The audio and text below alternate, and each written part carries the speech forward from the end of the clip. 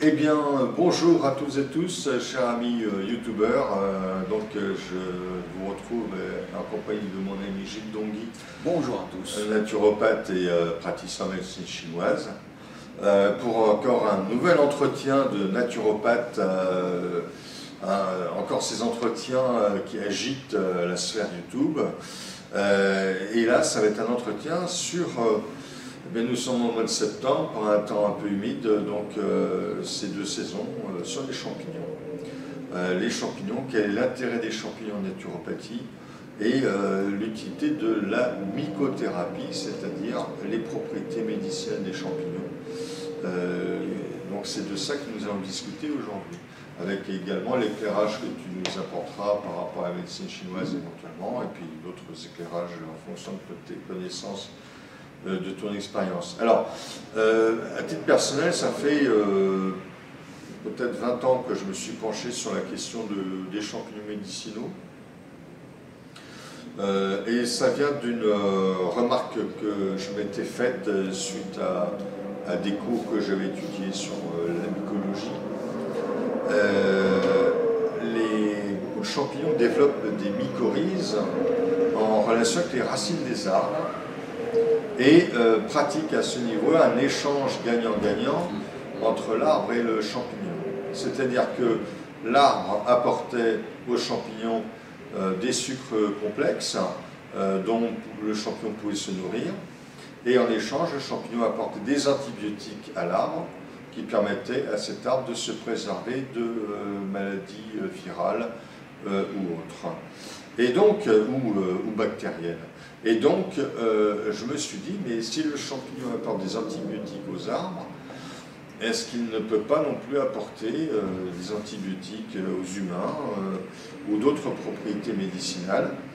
On connaissait le shiitake, qui est peut-être le champignon médicinal le plus étudié à l'heure actuelle, et en Europe il est étudié depuis les années 70 quand même. Et là aussi je me suis dit, mais le shiitake est médicinal, mais n'y a-t-il pas d'autres espèces médicinales? Pourquoi serait-il le seul à être médicinal? Et donc de fil en aiguille, en m'intéressant à la pharmacopée chinoise d'une part, ou japonaise, et en m'intéressant à l'utilisation traditionnelle des champignons en Occident, notamment l'utilisation chamanique. Alors rassurez-vous, je n'ai jamais consommé d'amide tumouche, mais il n'y a pas que l'amide tumouche qui a été utilisée par les chamans. Eh bien, je me suis aperçu qu'il y avait beaucoup d'espèces qui étaient médicinales. Là, on peut en citer un certain nombre. Oui, alors si tu parlais de la pharmacopée chinoise, oui. Il est évident que les Chinois ont depuis très longtemps catalogué un certain nombre de champignons médicinaux. On parlait du shiitake, vous avez l'oreille de Judas. Oui, tout à fait. Voilà. Vous avez, qui est un fluidifiant du sang notamment. En fait, beaucoup de champignons, la pharmacopée chinoise, ont des vertus de renforcement de l'énergie de base, ils ont des vertus anticancéreuses. Voilà. Renforce le système immunitaire, et ainsi de suite. Donc c'est connu depuis très longtemps par la pharmacopée chinoise. Et ce qui est intéressant, c'est d'avoir effectivement développé ça un petit peu à la sauce occidentale, si je peux dire. Voilà. Alors justement, les champignons, on peut en ramasser, on peut en consommer, ils ont déjà comme ça un effet plus ou moins thérapeutique. Je pense aux oreilles de Judas, par exemple, aussi, dans la pharmacopée chinoise. Il y a quand même quelque chose qu'il faut savoir, et je sais que tu insistes beaucoup là-dessus, Alain, c'est que lorsqu'on achète des compléments alimentaires à base de champignons, il y en a de deux types. Ceux qui sont faits de mycélium et ceux qui sont faits de carpophore. Alors qu'est-ce qui est le mieux? Alors moi, je préfère de très loin le carpophore, c'est ce qu'on ramasse, le champignon qu'on ramasse. Pourquoi? Alors, il y a plusieurs problème soulevé par l'utilisation du mycélium. Le mycélium, c'est la moisissure qui pousse dans le sol, ou par exemple, vous avez déjà vu des moisissures sur le pain, et ben ça c'est du mycélium. Oui, c'est la partie souterraine de la champignon. Voilà, tout à fait. Alors ce mycélium, le problème c'est que d'une part, il n'est pas séparable du substrat de culture. Deuxièmement, quand on cultive du substrat de culture avec du mycélium, eh bien, il y a à peu près, allez, on va dire, grand maximum 10% de mycélium dans le substrat de culture. Et donc, si on veut préparer, et ça c'est le problème qui se passe avec les gens qui préparent de l'extrait de mycélium, hein, en fait, il y a la particule de substrat de culture, donc particules de bois ou de paille ou de poudre de riz avec le mycélium. Dans la gélule, vous avez en gros 90% de substrat de culture, 10% de mycélium. Donc pour moi, c'est pas très intéressant. Ensuite, quand on ramasse un carpophore, c'est un champignon, on sait ce qu'on ramasse. Quand on prépare un substrat de culture avec du mycélium, il y a bien sûr le mycélium qu'on a ensemencé, mais il y en a d'autres. Il y a d'autres mycéliums, des mycéliums halogènes, hein, qui viennent de l'extérieur, qui ont pu ensemencer aussi le substrat de culture. Donc on ne sait pas ce qu'on fait. On ne sait pas ce qu'on fait en réalité. Donc ça, je ne suis pas du tout pour. Et puis, à part pour le mycélium du chaga, qui est utile, qui transforme la bétuline du bouleau en acide bétulique, puissant antioxydant, puissant anticancérigène. Et le cordyceps, parce que le cordyceps c'est un champignon parasite qui parasite le ver à soie, et c'est en fait l'ensemble qui est consommé. En Chine, on consommait l'ensemble, le cordyceps. C'était réservé aux empereurs. Ah oui, tout à fait. Il y a un plat impérial, le canard laqué au cordyceps. Ça ne devait pas être très régoûtant, mais bon. Alors, il y avait le ver à soie infecté par le mycélium du cordyceps, plus ce champignon qui sortait du ver à soie, un peu comme une corne, et c'est cet ensemble-là qu'on consommait. Alors là, dans ces deux cas, je veux bien admettre que le mycélium a une utilité. Mais là, on l'a bien ciblé, il est bien identifié. Voilà. Mais il y a des études qui ont montré aussi que le mycélium n'avait pas une grosse utilité ou pas oui, une alors, propriété. Si au niveau propriété thérapeutique, est-ce que les propriétés du mycélium sont les mêmes que celles de son carpophore? Il y a une étude qui a été faite notamment sur le shiitake en Californie, qui ont comparé l'effet du mycélium de shiitake et un placebo sur le cancer de la prostate. Ils ont pris à peu près 65 ou 70 personnes, réparties aléatoirement en deux populations de 30-35 personnes, en double aveugle, et il n'y a eu aucun effet. On n'a eu absolument aucun effet avec le mycélium de shiitake. Alors que le shiitake lui-même, le carpophore, lui, est réputé sur tout ce qui est cancer. Donc, pour moi, le mycélium de shiitake n'a pas un intérêt, il n'y a aucun intérêt pour moi. Pour nous, il n'y a pas photo, c'est les compléments alimentaires à base de champignons préférés, ceux à base de carpophore, même si certains labos vendent sous forme de mycélium, bon, c'est leur problème, mais voilà. Voilà, alors, que ce soit dit. Voilà, exactement. Bon. Ça, c'est quand même important. Après, bon, il vaut mieux que les champignons consommés soient certifiés bio. Pourquoi? Parce que on utilise quand même pas mal de pesticides dans les cultures non bio, pour les champignons. Il faut savoir que le champignon, c'est un produit très fragile, qui peut être soumis aux vers, face des larves d'insectes. Et donc, dans le commerce, on n'a pas de champignons de Paris véreux. Donc c'est bien qu'il y a eu des traitements, et les traitements en agriculture conventionnelle pour les champignons sont quand même des traitements assez conséquents. Donc il vaut mieux privilégier les champignons bio. En plus, dans la culture bio, on va garantir qu'il n'y a pas de contaminants comme le plomb ou d'autres métaux lourds. Alors les métaux toxiques, le césium, le plomb, etc., sont des poisons cumulatifs dans les champignons, c'est que ça s'accumule dans les champignons. Donc ça, c'est important de bien veiller à avoir une qualité de champignons bio, pour les compléments alimentaires comme pour la consommation courante d'ailleurs. Mais sinon, on a une très grande efficacité avec les champignons sur pas mal de types de pathologies.